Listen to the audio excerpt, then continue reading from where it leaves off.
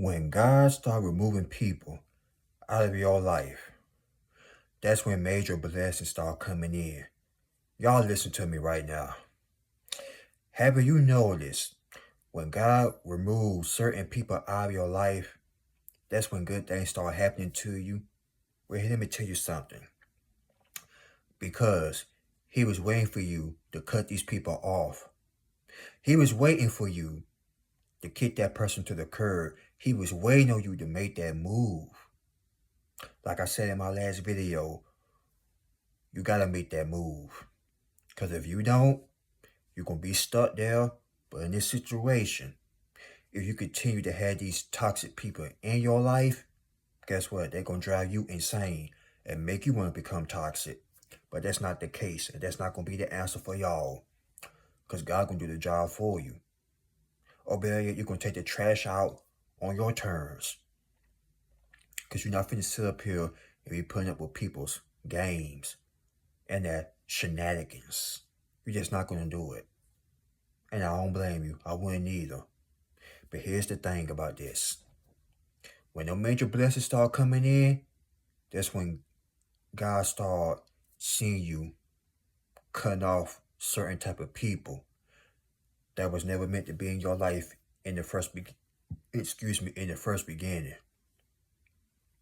Some of you got snakes around you. Some of you need to cut certain people off. Whether it's blood or not, they need to be cut clean off. Because they not going where you about to go. And they are not doing the things that you are doing. Y'all got to get rid of these folks. Why you think they say it's lonely at the top? Because it is. Everybody ain't going to be able to go where you are about to go. And where God about to take you, you got to isolate from a lot of people. Not say be alone forever, not like that. But certain type of people that can't come with you. They too damn toxic. They got so much damage inside of them. They let other people damage them. Now they became damaged. In other words, hurt people hurt people. But when hurt people try to hurt you, they end up hurting their own selves. Because they formed a blessing when they try to hurt you. But if they did hurt you, they formed a blessing big time. And they know they had messed up. But you forgave them. But when you cut this person or this group of folks out of your life, that's when good things start happening to you. Major blessings. You got a blessing. Came out of nowhere. You just couldn't figure out where you were getting this from. It could have been personal reasons. But guess what? It came on your doorstep. Because you did God's job. You just got the scissors and started cutting people off. That's straight cutting them off without explaining yourself. Why would you want to explain yourself to a grown man or a grown woman? They know what they had done. But when you cut people off, they want you to explain to them why you start talking to them, why you want to have nothing to deal with them. You ain't got to do none of that. Just cut these people off because it's for your own good in the first beginning. It's because you know what you about to go and you know what you about to do with your future. But you ain't finna spend your future having toxic people around you. That's not the best way to live anyway. Just being miserable. That's like, I'm going to accept that toxicity, whether they blood or not. I'm just going to accept it and just going to take it. No. That is not the answer. And I don't care if you grew up with them or they watch you grow up. If they toxic, doggone it, they are toxic. And they got to go. That's why God removed people out of your life. If you haven't noticed why people stop talking to you, it's because God did the job for you. So don't go calling these people, texting them, and chasing after them. No. Remember, we don't chase, we attract. If people want to be in your life, they will show you. But they want to leave, hey, let them go. LTG, let them go. If they don't appreciate you, they want to walk out, let them go. If they can't treat you right, either two things going to happen. Either two things is going to happen. You go kick them to the curb, or God to do the job for you. Either way, guess what? It's going to happen. Or number three, they're going to leave out on their own, which means back to two. God can do the job for you. But like I said, either way, it's going to happen. Because one day, that friend that you had is no longer going to be there. And so many of you have lost so many friends because of your upgrade in life. Because you start bossing up and they got mad and jealous and envious of that. Now they won't have nothing to do with you. Good freaking riddance. The trash took itself out. Good freaking riddance. Because you didn't need them. They needed you. But ever since these people left your life, or that guy, that boyfriend, or that girlfriend, toxicity, spouse, left your life, you felt peace, don't you? You get this, like you can breathe, like you calm. You just felt so peaceful, you can sleep at night now.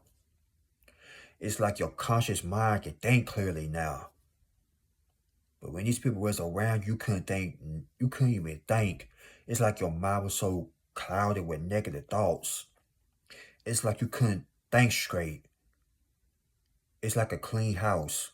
You had to get all that dust out of the house so you could just breathe again. That's how your mind was, that's clouded up with so much negativity, dust and everything. You had to do some spring cleaning in your head because this person around you was so dangerous, so toxicity, an energy vampire. On top of that, they were worrisome. Every time you turn around, they kept on bugging you. You got tired of it. And they won't time out nothing. And guess what? They ain't going nowhere. So you had to cut them off. For good. Doesn't mean you hate them. You holding grudges. No. You still love them from a far distance. It's just these people can't come when God's about to take you. That's why it said it's lonely at the top. And let me just say this. That because you cut somebody off doesn't mean you can be alone forever. It's just for a season. It's just for a reason. Isolation mode. Ain't never wrong with being isolated. Look at me, I'm isolated. I ain't got a lot of friends, but guess what? I'm okay with that. But here's another plot about that. Strangers will support me or y'all. That's some of your close friends was that you grew up with. Ain't that something? But guess what? That's a good thing. That's major blessing. A major blessing, y'all. Because that lets you know right there, you're going all the way up. You're going to the next level. It's like NASCAR back in the day. I used to watch NASCAR back in the late 90s and early 2000s. When these people start at the start line, they take off. And have you noticed each car is there together? But sooner or later, one car start taking off and heading off to the next, passing the next car, excuse me. And then it'd be first place. One car getting first place. Listen to what I'm about to take y'all. One car getting first place and the other cars be behind. Well, that's like y'all. NASCAR version. You may start off with the people that you grew up with.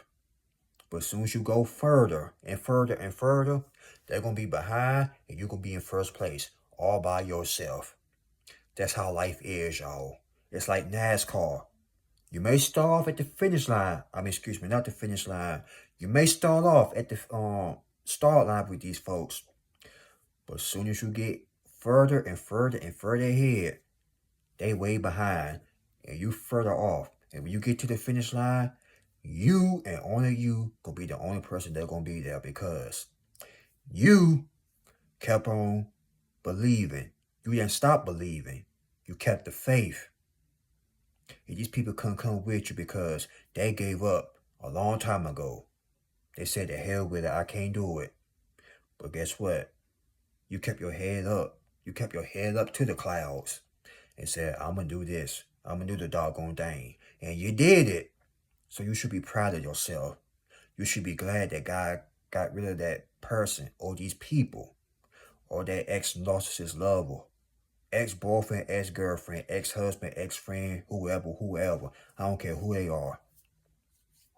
God had to get rid of them. Remember, it's for your own good. So don't cry over no spoiled milk. Be glad that spoiled milk is gone.